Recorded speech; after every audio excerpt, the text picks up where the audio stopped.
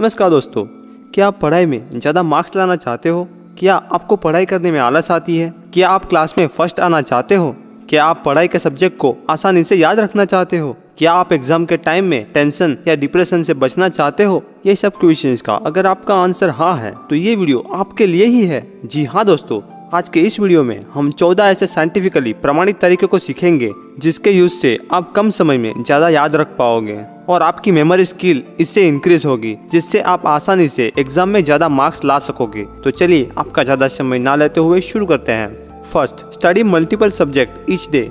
Normally हमारे 7 subject होते हैं और ज्यादातर लोग एक दिन में एक ही सब्जेक्ट पढ़ते हैं। साइंटिफिक रिसर्च कहती है कि जब हम एक ही दिन में एक ही सब्जेक्ट को पढ़ते हैं तब हमें कुछ समय के बाद पढ़ने में आलस आने लग जाती है और इसकी वजह से हमारा माइंड वो इन्फॉर्मेशन को करेक्ट वे में हमारी हार्ड डिस्क यानी कि माइंड स्टोरेज में स्टोर नहीं कर पाता है और यही वजह से हम बहुत कम इन्फॉर्मेशन को स्टोर कर पाते हैं। इसीलिए पढ़ाई के वक्त 2 घंटा एक सब्जेक्ट और उसके बाद 2 घंटा दूसरा सब्जेक्ट, इस तरह से पढ़ाई करें। सेकेंड, सब्जेक्ट को शॉर्ट टाइम में रिविजन करो।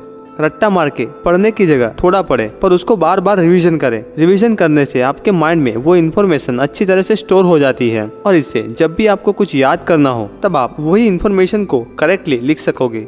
नंबर 3, एक ही सब्जेक्ट को विभिन्न तरीके से पढ़ें। साइंटिफिक रिसर्च कहती है कि जब हम एक ही इन्फॉर्मेशन को डिफरेंट वे से हमारे माइंड को बताया जाए तब वो इन्फॉर्मेशन को विजुअली हमारा माइंड ज्यादा समय तक याद रख सकता है। इसीलिए डिफरेंट वे से याद रखने की कोशिश करें, जैसे कि टेक्स्ट बुक को रीड करें, ट्यूशन की बुक को रीड करें। जो आपको आता है वो नॉलेज को दूसरों को भी सिखाए, क्योंकि कहा जाता है कि दूसरों को सिखाने से या नॉलेज को शेयर करने से आपका ज्ञान बढ़ता है ना कि घटता है। तो शेयर करें। वो सब्जेक्ट की ऑनलाइन वीडियो देखें। दोस्तों, इस तरह से विभिन्न तरीके से अभ्यास करें। नंबर 4, मल्टीटास्क वर्क कभी भी ना करें। साइंटिफिक रिसर्च कहती है कि जब भी आप एक ही टाइम में डिफरेंट टास्क एक साथ करते हो तो उससे आपका डिस्ट्रैक्शन बढ़ जाता है और आपकी प्रोडक्टिविटी घट जाती है। और रिसर्च कहती है कि जो मल्टीटास्क करते हैं वो लोग एवरेज पर्सन बनकर ही रह जाते हैं। इसीलिए मल्टीटास्क ना करें। जो स्कॉलर स्टूडेंट होते हैं वो एक ही टाइम पे एक ही चीज पर फोकस करते हैं। इसीलिए पढ़ाई करते समय मोबाइल में मैसेज देखना या मैसेज का रिप्लाई देना या टीवी देखते पढ़ाई करना, ऐसा कभी भी ना करें। फोकस बढ़ाने के लिए कुछ सजेशंस आपको देता हूँ जिससे आप पढ़ाई में अच्छी तरह से फोकस रख पाएंगे। जितना टाइम आप अभ्यास करते हो इतने टाइम के लिए पढ़ाई की जगह से मोबाइल को दूर रखें। नंबर 5, जानकारी को सरल, संक्षेप और संक्षिप्त करें। आपके अभ्यास क्रम के अनुसार आपके हर एक सब्जेक्ट के कुछ खास प्रश्नों को नोट कर लीजिए और इस सब क्वेश्चंस और उसके आंसर के साथ एक दूसरी नोटबुक्स बनाइए। पर याद रहे, वो नोटबुक में पूरा आंसर नहीं लिखना है, पर वो नोटबुक्स में सिर्फ और सिर्फ वो क्वेश्चंस के आंसर के जो पॉइंट्स है उसको ही लिखना है। और ऐसा करके हर एक सब्जेक्ट के डिफरेंट नोटबुक्स तैयार कर दे। ऐसा करने से आपको ये बेनिफिट है कि इससे आपके सब्जेक्ट के सारे क्वेश्चंस और उसके आंसर आपके पास एक साथ रहेंगे और हर वीक में एक बार ये सभी सब्जेक्ट की नोटबुक्स को पढ़ते रहना है। Number 6, use chain and linking method.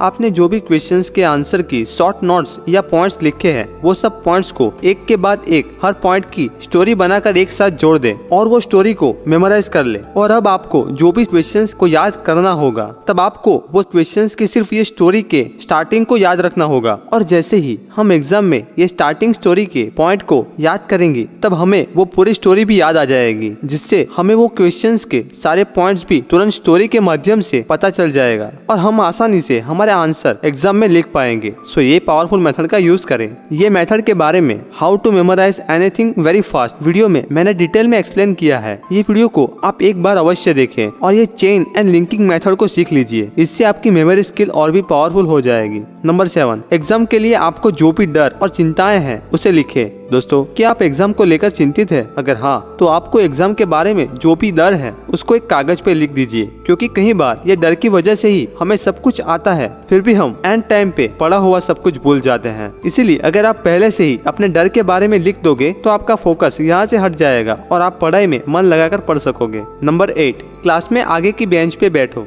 आपको पसंद करना होगा कि क्लास में आपको आगे बैठना है या पीछे, क्योंकि रिसर्च और स्टडी से ये पता चला है कि जो लोग आगे बैठते हैं उन लोग का एग्जाम में मार्क्स का स्कोर ज्यादा होता है इसका रीजन ये है कि आगे टीचर हमारे सामने ही होते हैं, इसीलिए हम हमारा पूरा फोकस टीचर जो हमें सिखाते होगे उस पर ही रहेगा। पर अगर आप पीछे बैठे होगे तो आप ये सोचोगे कि मुझे पीछे कौन देखने वाला है, और इस वजह से हमारा फोकस पढ़ने की वजह कोई दूसरी चीज पर ही होता है, और इसलिए पीछे बैठे लोगों का स्कोर आगे बैठे स्टूडेंट से कम होता है। सो आज से ही क्लास में आगे बैठकर स्टडी करें। नंबर 9, हर मंथ खुद का ही एग्जाम लीजिए। यूनिवर्सिटी ऑफ लुइस वैली की साइकोलॉजिस्ट कैथी लेई ने एक एक्सपेरिमेंट को अपने स्टूडेंट्स पे किया। उन्होंने 2 डिफरेंट क्लास के स्टूडेंट्स को एक ही सब्जेक्ट सिखाने के बाद पहले क्लास को उन्हें सिखाए सब्जेक्ट में से कुछ प्रश्न पूछे और उन प्रश्नों के आंसर को खोज निकालने के लिए कहा गया, और दूसरे क्लास के छात्रों को जो सब्जेक्ट में सिखाया गया था उसके बारे में कुछ भी नहीं पूछा। कुछ दिनों के बाद ये दोनों क्लास के छात्रों का टेस्ट लिया गया और रिजल्ट में पता चला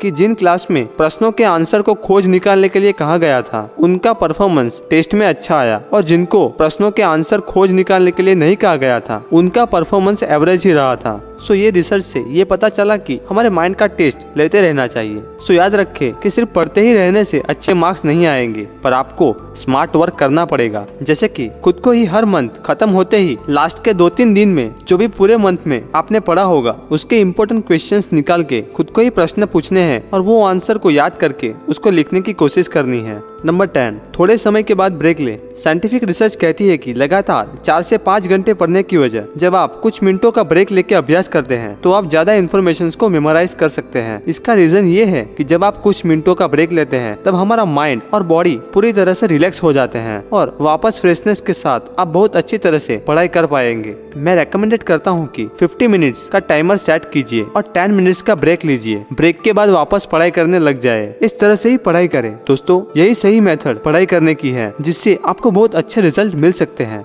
नंबर 11, पढ़ाई हो जाने के बाद खुद को ही रिवर्स दे। कई बार हमें पढ़ाई ना करने का मन होता है। ऐसा इसलिए होता है कि नॉर्मल लाइफ में हम वही काम अच्छी तरह से करते हैं जिसमें से हमें कुछ बेनिफिट्स मिल रहा हो। इसीलिए आपके माइंड को भी आप ये बताओ कि पढ़ाई खत्म करने के बाद आपको आज क्या रिवर्स मिलने वाले हैं, और इससे आपका माइंड पढ़ने के लिए उत्साहित हो जाएगा और इससे आपका पढ़ाई करने का गोल भी पूरा हो जाएगा और आपको खुद से ही रिवर्स मिलेंगे जो आपके मोटिवेशन लेवल को बढ़ाएगा। इसीलिए अभ्यास के समय खुद को रिवर्स देना चाहिए। एग्जाम्पल, जैसे कि सोचे कि अगर मैं आने वाले 50 मिनट्स की पढ़ाई का टास्क पूरा कर लूं तो मैं मेरा फेवरेट सॉन्ग सुनूंगा। इस तरह से खुद को भी वो काम करने के लिए मोटिवेशन मिलेगा कि अगर मैं ये काम कर लूं तो मुझे गाना सुनने को मिलेगा और इससे आपकी प्रोडक्टिविटी और बढ़ेगी।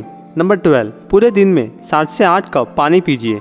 आप सोच रहे होंगे कि पढ़ाई का कनेक्शन पानी पीने के साथ किस तरह से होगा। दोस्तों, साइंटिफिक स्टडी बताती है कि 80% स्टूडेंट्स को कम पानी पीने की वजह से डिहाइड्रेशन होता है और इससे छात्रों की प्रोडक्टिविटी कम होती है। आप सोच रहे होंगे कि तो उसका सॉल्यूशन क्या है। तो दोस्तों, इसका सिंपल सॉल्यूशन ये है कि पूरे दिन में एटलीस्ट 7 से 8 कप पानी पीजिए, जिससे आपकी बॉडी में पानी का लेवल भी नियंत्रित रहेगा और आप हेल्दी रहोगे। नंबर 13, डेली 5 से 10 मिनट मॉर्निंग में एक्सरसाइज करें। यह मॉर्निंग एक्सरसाइज के बेनिफिट्स के बारे में मैंने 6 मिरेकल मॉर्निंग बुक की समरी में भी शेयर किया था। ज्यादा जानकारी के लिए आप ये वीडियो देख सकते हैं। पर शॉर्टली कहूँ तो मॉर्निंग एक्सरसाइज से आपके पूरी बॉडी में सुबह से ही एनर्जी बढ़ जाती है जो आपके पूरे दिन को तरोताजा और खुशनुमा बनाए रखती है, जिससे आपके काम की प्रोडक्टिविटी भी बढ़ती है। नंबर 14, 7 से 8 घंटे की नींद ले। रात को कम से कम 7 से 8 घंटे सो जाओ। साइंटिफिक स्टडी और रिसर्च ये कहती है कि पर्याप्त नींद लेने से आपका अभ्यास में फोकस बढ़ता है और इससे आपकी मेमोरी भी इम्प्रूव होगी और आप ज्यादा फास्टेस्ट वे से आपके पढ़ाई के सब्जेक्ट को याद रख सकोगे।